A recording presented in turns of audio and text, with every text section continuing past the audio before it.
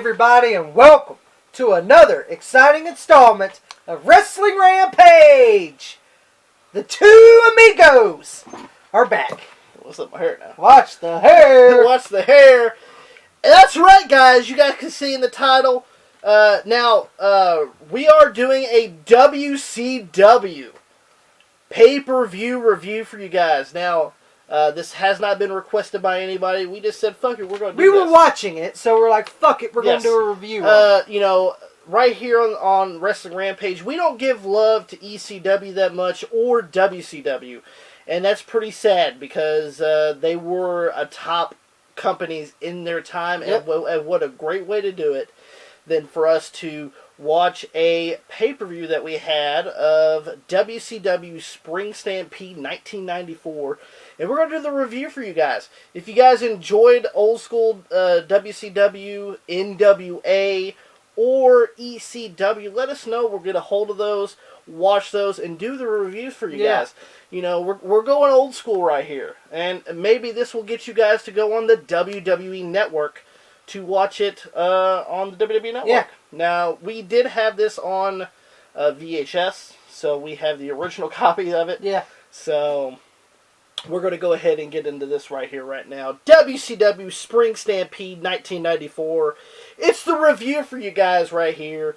April 17th, 1994 at the Rosemont Horizon in Chicago, Illinois. Yes. The two people that are on commentary that night, Bobby the Brain Heenan, WWE Hall of Famer. From WWF. That's right. Just a little while before that, actually. Yeah. So, Hall of Famer Bobby the Brain Heenan and the late great Bobby Heenan. That's right, and Tony Schiavone. Tony Schiavone, go check out his podcast. What Happened When? Great fucking podcast. Yes, go check out his podcast. I love his podcast. Tommy loves his podcast. We get a dark match of the Partridge Family's Danny Bonaducci going against the Brady Bunch's Christopher Knight, which, from what people said, was the shits. Was the shits. Yeah. Well, you got two celebrities in there. No wonder it was the shits. And I bet you everyone went to go get their Coke or went to go Well, get that's probably what it was for anyway. Yeah, fuck this match. But Danny Bonaducci wins. Yeah. But anyway, we get another dark match as well. We get Pat Tanaka and Paul Diamond. Oh, the Orient Express. The Orient Express, not only that, but they were bad company as well. In the AWA, they're gonna go against the brothers. The brothers of Kevin and Dave Sullivan. Oh, the Equalizer. Yeah, the Equalizer! How good was he? Nothing good. There you go. I wanna be that's coming up here soon. Yep. That's coming up here soon, ain't it? Yep. But nonetheless, bad company, or the Orient Express, and Pat Tanaka and Paul Diamond win. Oh, that's an upset. It is an upset. Well, I hope they pin Dave. To be honest with you, nobody really knows the dark matches. Yeah. We just found the dark matches and decided we're going to put them in the review, so we never watched those. But we get into the actual pay-per-view itself with Mean Gene Okerlund. Yes, Mean Gene Okerlund. Introduces Aaron Neville. And he sings the national anthem. He sings the national anthem. Tommy, why don't you give us a little spiel on Aaron Neville? Oh, how he done the national anthem in his cheetah shirt? Yeah, he was wearing like a pimp hat and a cheetah shirt. Oh, you want to do his national anthem? Oh, say, can you see? But by the dawn's early light. But that's how he did it. That's how he sang it. But anyway, we're so proud. Okay, we don't need to go more. But Aaron Neville, our mom was a big fan of Aaron Neville, so I can't really comment on him all that much. But I had to make fun of him with the way he sung the national anthem, though. He did sing the national anthem. As we get into the first match. The first match of Spring Stampede 1994 kicks off. Here comes Johnny B. Bang. You don't want to make him mad. He's pretty ass picture. It looks like Little Richard. That's right. We get Johnny B. Bad. Johnny B. Bad with the fucking cowboy hat on. Yeah. With the cowboy hat on. Not only that, with the shitty tassels, as well as the bad blasters. Oh, the bad blaster putting glitter all over the place. That's right. He's going to be taking on... And you're going to see glitter all through the night. Yes, you are. He's going to be taking on Diamond Dallas Page. Diamond Dallas Page. This is when he was up. He was just starting here. That's right. He comes out, DDP. You know, he's got the fucking DDP goddamn bedazzler jacket on. He comes out with a cigar with the Diamond Doll, sexy Kimberly Page. His wife. He's sucking on a cigar. Yeah, baby. Yeah. and all this fucking DDP was great. Honestly, a really good match. Yes, it was. And Bobby Heenan gets handed yes. a diamond studded pin with BH on it. BH. By Diamond Dallas Page. But a great match, a great way to kick off Great WCW opening match. Stampede. It was. Yes. I thought Johnny B. Bad and Diamond Dallas Page always put on great matches. Yes, especially if you go back and watch this match, you know, this is the first match of the night. Yeah, this is the first match on the card. But we get a outside dive from Johnny B. Bad onto Diamond Dallas Page. And as they get in the ring, Diamond Dallas Page grabs the ref. Yeah, he grabs Randy Anderson, the referee, and Randy Anderson just shrugs him off. And fucking Johnny B. Bad does a sunset flip off the top rope. 1, 2, 3. Nose in the ass of Diamond Dallas Page. And that spells the end for DDP, and DDP slides out. Yeah, DDP slides out. Yeah. Right? But, so Johnny B. Bad gets the win over Diamond Dallas Page in a really good opening match. Yes, I really enjoyed it. Next match, we get a WCW Television Championship match between the Lordship himself, Steven Regal. With Sir William. With Sir William, which was Bill Dundee. Yep. Some people didn't know that. He's going to be taking on Flying Brian. For the WCW TV title. That's and right. This was a great TV title match. Yes. It was. They put on a great fucking match. But like I said, there's only one problem I didn't like about this match. What was that, Tom? It was a draw. It was a draw. The last 15 seconds, they end up like grabbing each other and they fell over the top rope. Sir William tried to hit Brian Pillman with the umbrella, and Brian Pillman gives him a right hand, and out goes the hat. There goes the hat on and Bill Dundee. Pillman fucking suplexes Lord Steven Regal back in the ring.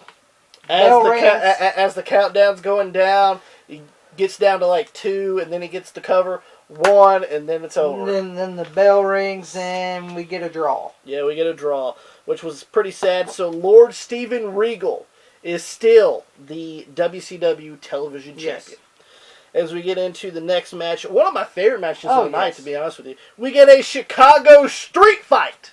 There's a problem about this Chicago Street Fight. What was that? The Nasty Boys are the WCW Tag Team Champions. They are the WCW Tag Team Champions. Why the fuck are the Tag Team titles not on the line? I guess because it was a street fight. Who gave a fuck? Well, you know, back in '94, it was a little different. Who cares? They didn't do hardcore matches for titles. Yeah, who cares? It would have made the match a little bit more. Well, nonetheless, we get a Chicago Street Fight right here in Chicago, Illinois. Yep. We get the Nasty Boys, the WCW Tag Team Champions, are going to go against Max Payne and Cactus Jack. Yes, and this was probably the best Max Payne match I've ever seen in my life. Mountain Rock. Huh? Yeah, probably his best. This is probably his greatest match of all time. It should be duly noted that Mick Foley just weeks prior, lost his ear in Germany. Yes, because he did the old standard clothesline spot to Vader, and his his head got caught in the ropes, and then his ear popped off. Yeah, his ear popped off, which was fucking mind blowing. So he came back, and he has tape on it and fucking everything else. And man, I love this match. Very great match. You see fucking chairs, pull cues, tables. And you see fucking Max Payne fucking slam fucking Brian Knobbs into the concession stand and grabs the Nasty Boy shirt, chokes in him with it, puts it in his mouth, shoves it right down in Brian Knobbs' mouth, and says, "Eat it." But great match. There's and you guys haven't seen, before this, you don't see too many actual hardcore matches where you guys are fighting out there. Also, you see, over by the merchandise stand, and fucking knocking all the merchandise over, breaking down the stand. Brian Knobbs hits Cactus Jack with a shovel. Right in the fucking head, man. Yeah, right in the head. Oh, shit. You actually heard the fucking smack of that shovel. And then fucking Sags and Cactus were fighting on the ramp, and fucking Sags just shoves him off, and he back of the head hits right on the concrete. And I'm talking about it was exposed concrete. Too. Yes, see, because they had a platform that went all the way to the ring, and it was like an aisleway that you just walked across, and they're fighting on it, and you see fucking, and I told Tommy, rewind that, I want to see that. And his back of his head fucking Sags just pushes him off the fucking platform, and it's a good, I don't know, what, maybe 5 feet down to the fucking concrete, and you see him do a big splat. Big fucking splat, and you heard the fucking, like, I swear to God, it looked like he fucking murdered himself. And then, I was like, damn! And then Sags grabs a shovel and hits Cactus Jack right on the head with it while he's down. And 1, 2, 3, the Nasty Boys beat Max Payne and Cactus Jack. Not only that, but after the match, Sags grabs a piece of the fucking table and fucking hits Max Payne with it. Knocks his fucking ass out while they're going to the back. But yes, oh my God, a great fucking match. And honestly, you go back and watch this, I mean, it was cringeworthy to see Cactus Jack take that fucking bump to the outside on that concrete. Yeah, man. I was like, damn. And shit, that shows you right then and there how the reason why Mick Foley's walking around the way he's walking around. But as we get into this, we get a WCW United States Championship match. One of Tommy's favorite matches as well from this pay-per-view. We get the champion, Stunning Steve Austin. That's right, Stunning. With Colonel Robert Parker. With Colonel Robert Parker. He's going to be taking on Japan's The Great Muta. A lot of people now wasn't into this match, and here's why. Because they just saw a Chicago street fight. And no disrespect to Muta or Austin, but you can't follow that. It don't matter how good you fucking are. You know, and Muta and Austin put on a great match. They did. Yes, I loved it. But they couldn't even follow that Chicago street fight. And also, how weird is it to go back and watch in 1994 where Stunning Steve Austin is doing leapfrogs in a fucking match? You'll never see a Stone Cold Steve Austin do leapfrogs. So go back and watch that. And this was a great match. Austin and Muta put on a great match, but there's only one problem, and that was a top rope DQ. Yes. I had a problem with that. The springboard elbow by Great Muta. Loved it. And he head scissors fucking Austin from the top rope. And fucking here comes Colonel Parker up on the goddamn apron, and Muta does a spin kick. And Kurt knocks his hat off, knocked the cigar out of his mouth. And then here comes Austin running. Muta just dumps him over the top rope disqualification. And then Muta does a big dive and fucking dives on fucking Colonel Robert Parker and Austin with Parker holding his feet up for it.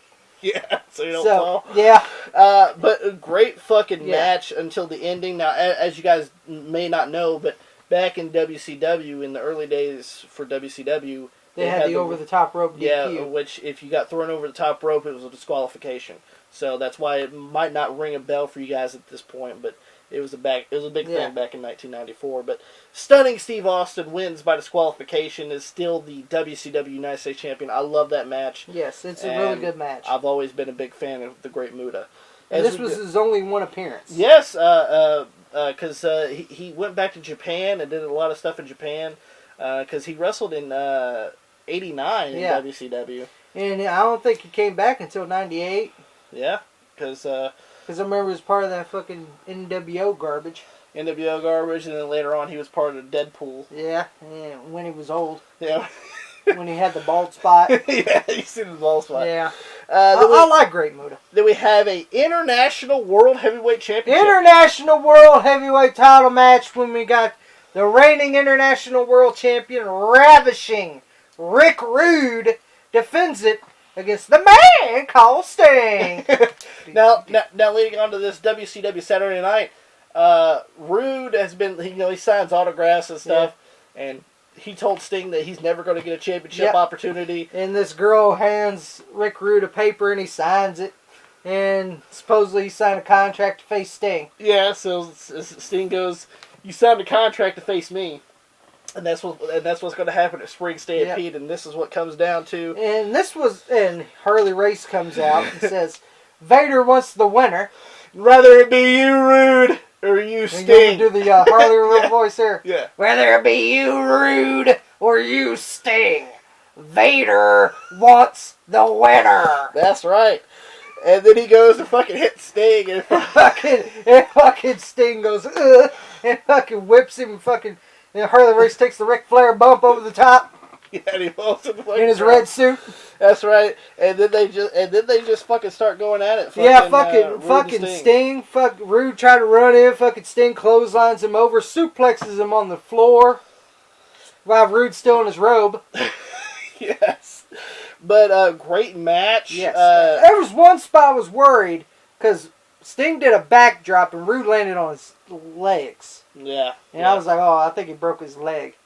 Yeah, he or did broke an ankle or something. He did a backdrop to him, and yeah, it looked like he fucking almost broke his ankle. But Harley Race and Vader comes down to after the referee gets here comes Sting done the Stinger Splash, and the referee was caught between Rude and the turnbuckle. And the turnbuckle Stinger Splash, and he puts Rude in the Scorpion, trying to get the referee up. It's Sting because he's got Rick Rude in the Scorpion Deathlock. Here comes Harley Race in. Fucking Sting fucking shoulder blocks him into the ring, and here comes Vader jogging down, and he runs in, he gets knocked out through the ring, and here's the spot I was like, what the fuck is this? You see Vader just sitting there, standing there. He's got a chair. He's just standing there. He's just standing there. On the outside. He's just standing there looking. Like this. With a chair. With a chair. And Harley's looking for a chair. How about you get Vader's chair who ain't doing shit over there? You know, but no, he finally gets a fucking chair in his Harley. And you can tell they're trying to get this spot to work good. And fucking took Harley fucking eternity to find a fucking chair and get in the ring to hit. And fucking Harley Race fucking grabs the chair, about to hit Sting, and he hits Rude. And fucking Rude takes a shitty bump. Which was funny to me. And fucking Sting kicks Harley when he's trying to get out of the ring, and fucking Harley staggers after the kick. And fucker Sting pins Rude 1, 2, 3, and Sting is the new International World Champion. And the International World Heavyweight Championship is the big gold WCW belt, if you guys remember. Well, we're going to get into this a little bit later. But not only that, but this is Rick Rude's last pay-per-view match. Yes, it was until because he got injured in Japan with that spot against Sting where fucking Sting did a dive and fucking Rude's back got caught on the ramp there. Yeah, on the like elevated floor. So and hurt his back. And actually it's confirmed that it was supposed to be Rude versus Vader at Slamboree. But they had to change it because Rude was hurt. Rude was hurt. As we get into this match, one of Tommy's favorites. Oh man. I got it. Oh, yes. There it is. Oh, yes, baby. My favorite match is for one person. Here we go, baby. Can I read it? Yes, Can I read it? Go ahead. It's a bunkhouse match with the natural Dustin Rhodes. We're not talking about Gold Dust here. No, we're talking about the natural. We're talking about the natural as can be. And he takes on Bunkhouse Buck, baby, with Colonel Robert Parker. I love Bunkhouse Buck. Oh, fuck yeah. A lot of people want to bash Bunkhouse Buck. Me, I loved it. I love Jack Swagger's daddy. But the one thing that I loved the most was Bunkhouse Buck. Oh, yeah, Bunkhouse Buck is in the ring, and here comes Dustin's entrance. He fucking flies in the air, does a clothesline, and see Buck's feet. I loved it, man. I loved it. Fucking Dustin Rhodes just runs down the ramp, fucking jumps right over the rope with a big fucking clothesline. Yeah, fucking pounds away on Buck. And my favorite, he's got Bunkhouse Buck goes, come on, Buck, come on. Remember on the outside when Bunkhouse Buck came in with the 2x4? Fuck it. Here comes Bunkhouse Buck with a 2x4. Well, it looked like a stick. Yeah, it looked like a stick, but they called it a 2x4. And he fucking hits Dustin Rhodes. You see the piece go in the crowd there. Yeah. And hit a poor guy. Hit the guy. And then he grabs the last piece and rams it in the head of Dustin Rhodes. And that's how he gets bloody. And he goes to a crowd. Sit down, geek. Yeah. Yeah. There was this fan, right? He's fucking taking off his fucking dingy goddamn jack shirt, and some fans fucking harassing Bunkhouse. But goes, sit down, geek. Sit down, you silly bastard. Silly bastard. Loved it, man. Loved it.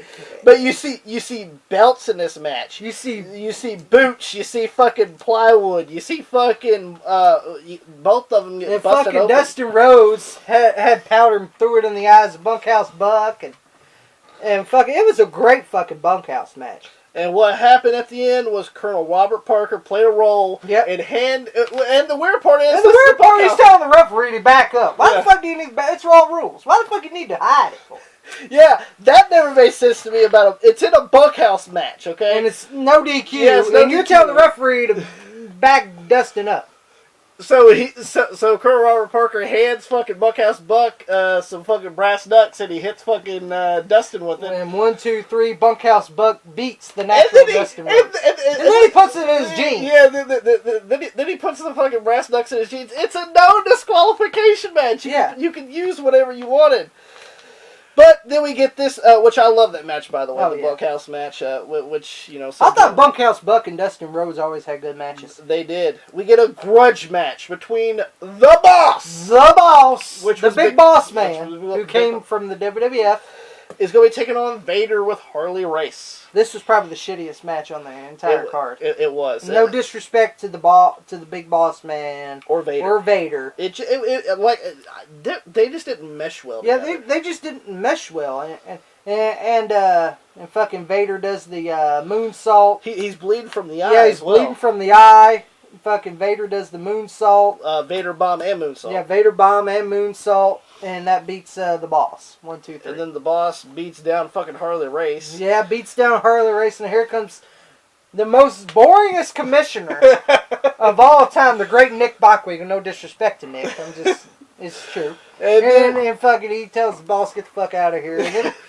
And then we get the promo. This is probably one of the greatest promos of Nick I've ever heard in my life. You know, personally, you're no longer the boss. Yeah, you know, give me the handcuffs. I'm taking the handcuffs away. I'm taking all this because personally, you're no longer the boss. You're no longer the boss. And you know what that was about? That was Vince. Yeah, that was Vince. You ain't using the boss there, W. Yeah, the big boss man. Vince, you ain't fucking Vince is like, suing. So later on, he becomes the Guardian Angel. The Guardian Angel. Then we get the last match. The main event. The main event. Of Spring Stampede 1994. The WCW Championship on the line. The shitty championship. Yeah, I hated that belt. Yeah. Ric Flair, the world champion. The WCW champion. Against Ricky the Dragon Steamboat. That's right. This was a great match. It was. Even though they were 40 years old. Yes. But you know what? Yes, their better matches were in '89. Was this '89 quality? No. But for their age and to put on a fucking long match that they did, it was almost 45 minutes. It was about 45 minutes, and they put on a great fucking match. Way better than fucking Flair and Hogan and Bash at the fucking beach. I'm being honest. Oh, yeah? Fuck that match. I hated it. Once Hogan came in, I was done with it. Well, this was before the Hogan. Yeah, that's why I like it. When Hogan came in, to me, WCW, I was like, because here comes the good old boys. But what happens is, now, the one thing is, I love the match till the finish. Oh, the finish, yeah. This was a great match. Like, Flair and Steamboat put on probably one of the best matches of fucking... 94. Of 94. To me. But Ricky Steamboat gets him into the double arm chicken wing. Yes, and he got Flair into a pin. 1, 2, 3. And the referee's Nick Patrick. Love Nick Patrick. And Nick Patrick counted him down, and he said both shoulders were down, and fucking so Nick Bockwinkel hands Flair the WCW Championship. Steve, come on, I had it beat. What are you doing? And then my favorite, you see Flair fucking down there on the mat. Steve will say, "Fuck this, I'm leaving." You see him leaving. Yeah. Nick Bockwinkel gets on the mic and says that he's going to be talking to the WCW board about this. And we get a rematch of this match on WCW Saturday night following this show. Yes, and that's probably just as good. Just as good. But on WCW Saturday night, it's press for time. So, go back and watch this match. Besides the finish of this match, I love this match. Yeah. To be honest, Spring Stampede 94, I thought was a great fucking pay-per-view for WCW. Yes, no doubt about it. Fuck the dark matches. But, you know... The only bad match I see was the Boss versus Vader. Yeah, the Boss versus Vader. The rest of the matches were pretty solid. Yeah. I didn't care too much for the Regal and Pillman matches. Like I said, the match was great. Yeah. It was just the finish. And same thing with Stunning Steve Austin versus the Great Muta for the U.S. title. Mm-hmm. It was good until you saw the finish. Yeah, for some odd reason, I don't know, WCW fucked the finishes on a lot of these. The TV title match, the U.S. title match, and the main event. Yeah. I don't know what the hell they were doing fucking that up. But anyway, great matches, great match quality. I love WCW Spring Stampede 1994. And we hope that you guys enjoyed the review for WCW Spring Stampede 1994. If you guys did, hit that thumbs up button. Don't forget to like us on Facebook, facebook.com/WrestlingRampage2. Follow us on Twitter at WrestleRampage. If you guys want to send something to the P.O. Box, you guys can anytime you guys want to. Joseph Flatt, F-L-A-T-T, at P.O. Box 6005 in Elizabethtown, Kentucky 42702. And if you want to see us do... are you getting in there? Oh, yeah, I'm getting in. If you guys want to see us do more WCW stuff, or ECW stuff, or NWA stuff, let us know in the comments let us know in the comments below. If you really did enjoy us going out of the box and going back into the past of watching WCW. Also, the Randy Savage Unreleased DVD comes out May 29th. Don't forget to enter that giveaway. That's right. We're giving it away, a free copy right here on Wrestling Rampage. All you have to do, Tommy, is what? Be a subscriber and tell us you want to enter. That's right. Be a subscriber and tell us you want to enter, and you'll be entered. And don't forget to hit that subscribe button to one of the best damn wrestling YouTube channels. Go today, Wrestling Rampage. Tommy, take it away. If you don't subscribe right here to Wrestling Rampage, then I guess you just don't know